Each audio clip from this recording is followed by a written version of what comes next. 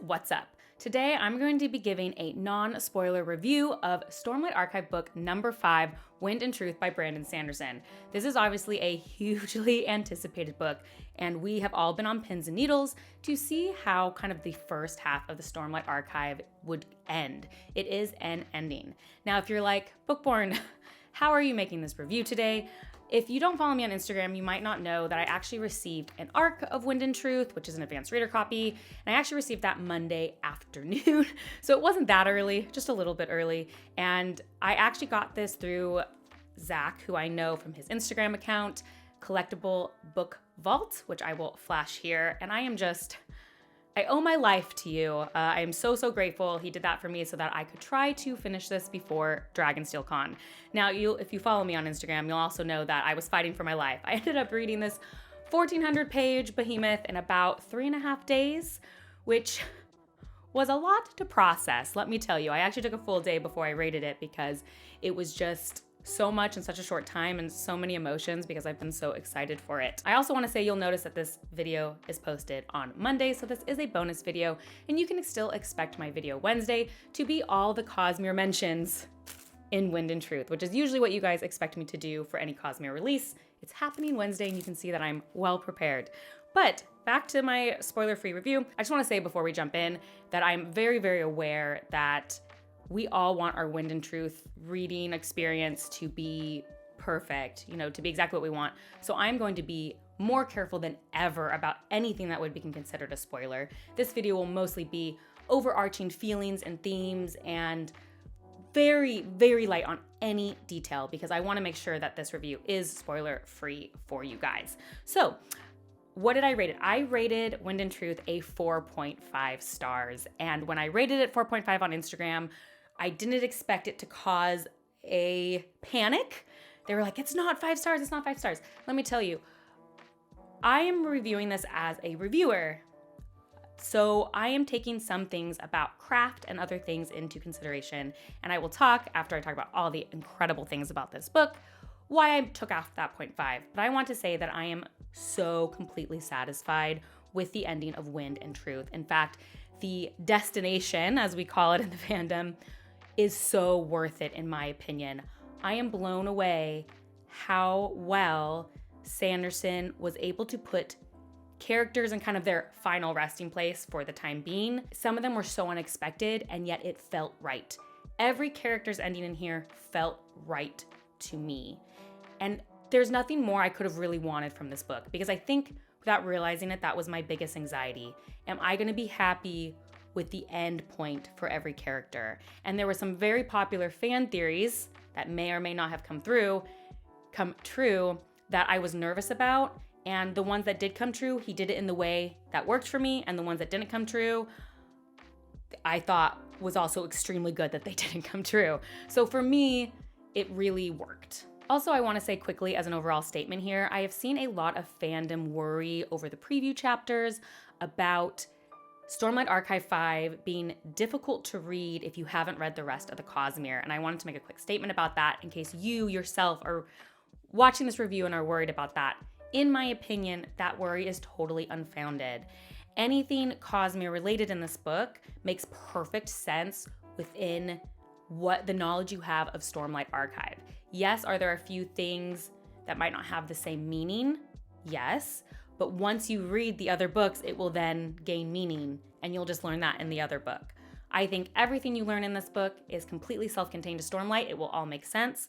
And I really think as a fandom, we need to stop making people worried about that because I truly think you could read the whole Stormlight Archive with nothing else and everything would make perfect sense. So I want to alleviate that worry if that is something you have. Okay, let's talk about all the good before even the ending, since I said the ending was really great. First, the pacing is wonderful.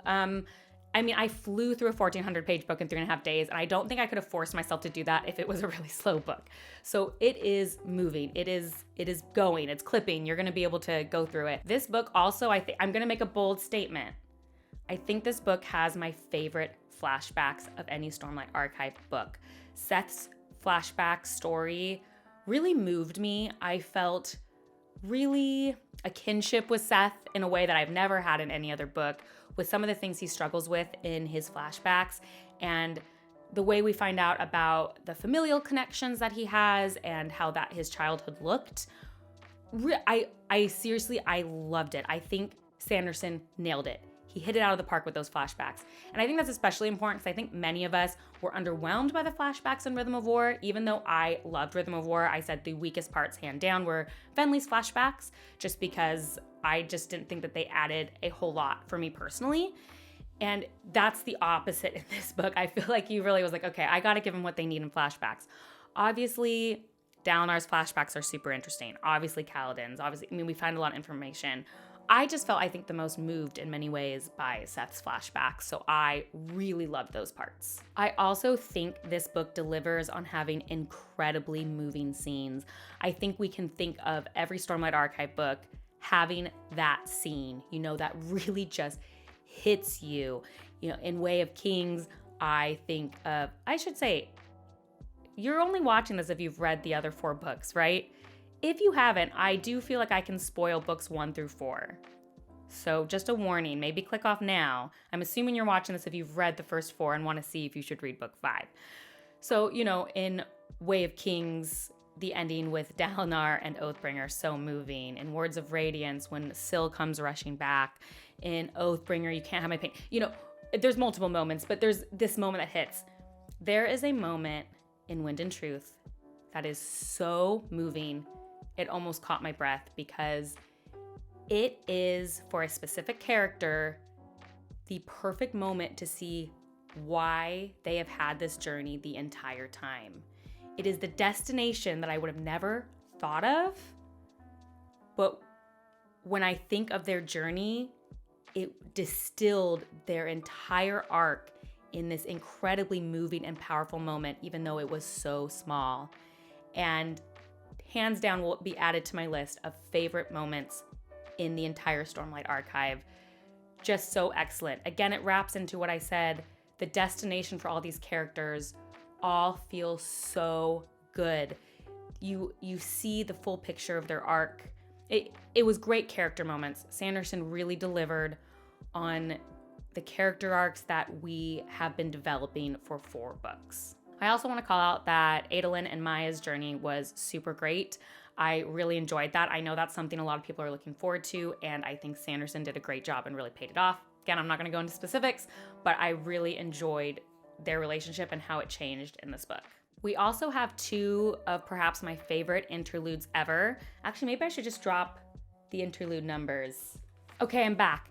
Interlude 7 and Interlude 12 are 2 of my favorite interludes in all of the books. They are so excellent. I think we'll be talking about them for a while. I'm not going to spoil which characters they are, but they are so good. You can just write down Interlude 7, Interlude 12. Really loved them. The implications, whew. There was also a new POV introduced that blew my mind. In fact, I was reading this and I told my husband, okay, just look at this chapter title. Don't look at anything else. Just look at that. And he was like, oh my gosh. I'm not gonna say it here because again, I know some of you guys are more sensitive for spoilers, but a new POV that changes our view of absolutely everything. And finally, in a broad sense, some of the Cosmere knowledge is really knowledge about Roshar.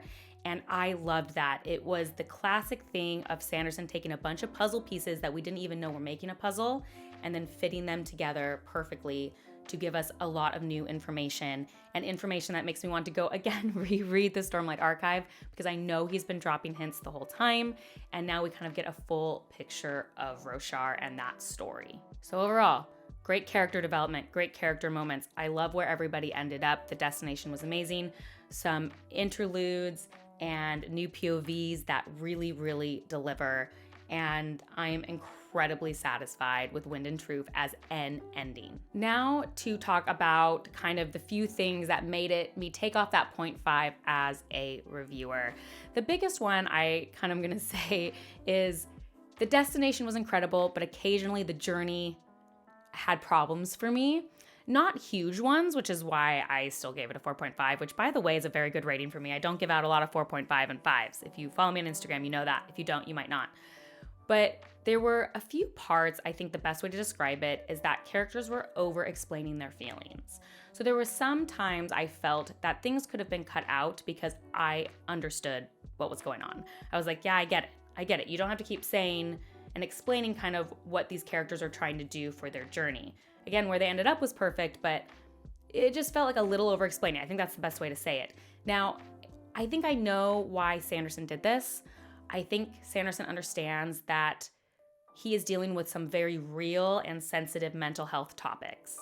And I understand the impulse to want to make sure that his readers understand what he is trying to do with these characters that have these mental health struggles, especially because he knows it is so important for so many people and how represented people feel in these moments.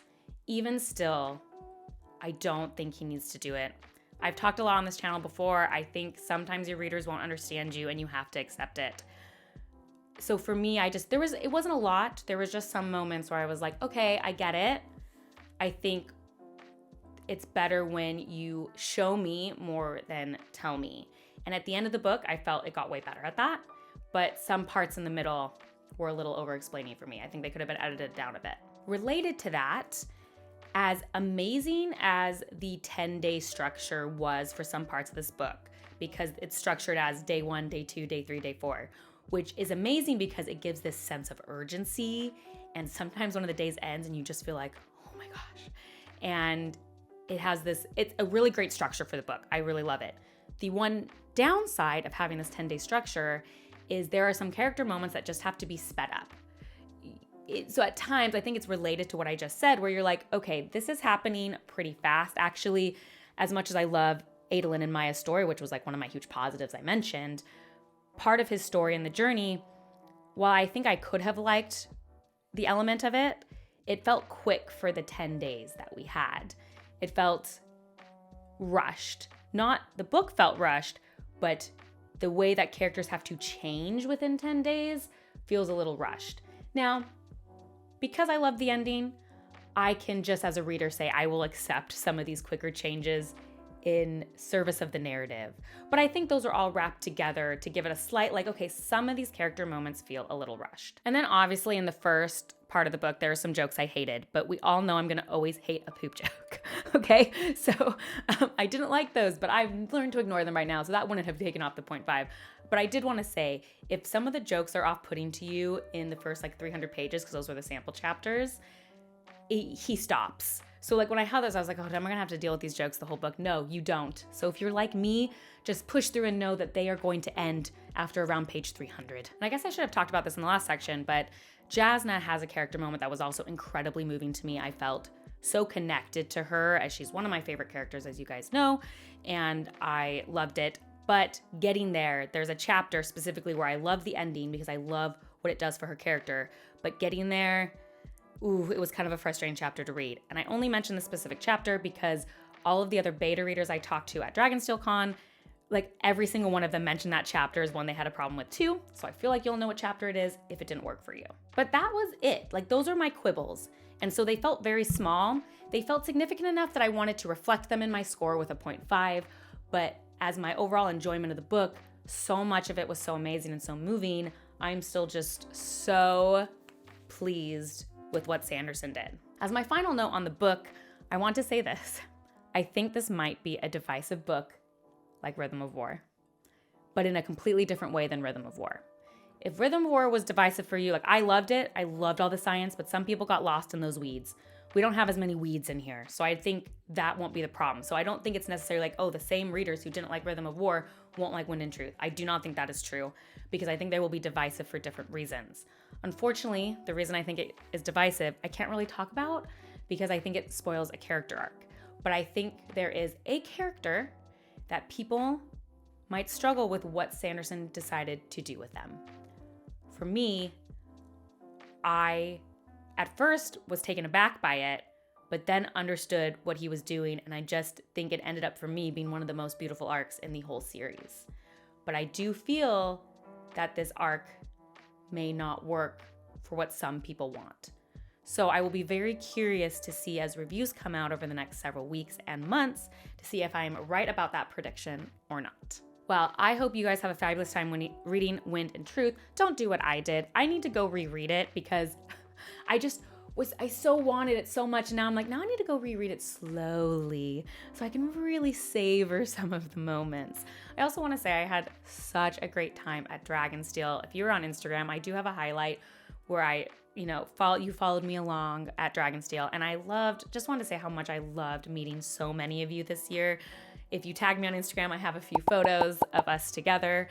You guys are just so great. I think when I'm in front of a camera and we're talking in comments, it's kind of hard to feel that community all the time. But I just had the loveliest conversations with you guys. You said the nicest things. And we also just got to have some great conversations about books and about panels and about even things unrelated to Sanderson. And I just really loved talking to you guys. So just so grateful you guys are here. And I hope you love Wind and Truth. I'd love to know your thoughts if you've finished the book because you are crazy like I am, or please mark spoilers in the comments. Please mark spoilers so that they are safe for people to read the comments. And if you are starting the book, when you're starting the book, let me know in the comments below. And if this review scared you or if it made you excited, tell me in the comments below. And again, Wednesday, I will be releasing my every Cosmere mention, so you can come back to that when you are ready for it. As always, if you like these kind of videos, please like and subscribe. That's the best way to support me. And if you want to see what I'm currently reading, as well as other nerdy rants or things like following my adventures at Dragonsteel, you can find me on Instagram at bookborn.reviews. I'll see you next time. Bye.